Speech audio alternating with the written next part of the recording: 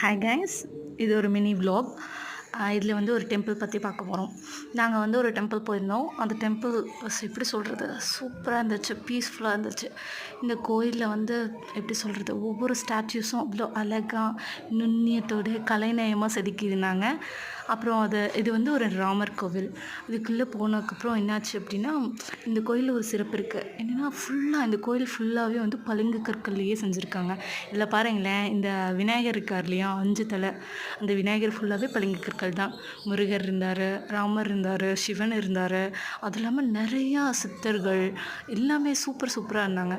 எல்லா சாமியும் பார்க்கணும் அப்படின்னா இந்த ஒரு இடத்துலையே பார்க்கலாம். காலபைரவர் எல்லாமே. இந்த டெம்பிள் வந்து எங்கே இருக்குது அப்படின்னா வந்து கோபிச்செட்டிப்பாளையம்லேருந்து பாரியூர் போகிற அந்த கோயிலுக்கு போகிற ரோட்டில் முன்னாடியே இருக்குது ராமர் கோவில் அப்படின்னு சொல்லிட்டு கிட்ட தெரியும்.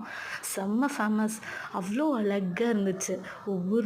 இங்கே பாருங்களேன், இது எல்லாமே ஒவ்வொரு சித்தர்கள், எல்லாருமே சித்தர்கள் தான். இந்த சாமிக்கு சேவை செஞ்சவங்களாம் இருப்பாங்க இல்லையா, அவங்க எல்லாத்தையும் சிற்பமாக வடிச்சிருந்தாங்க. இவ்வளோ இருக்காங்க பாருங்களேன், நிறையா இருந்துச்சு, நிறையா ஸ்டாச்சுஸ் இருந்துச்சு.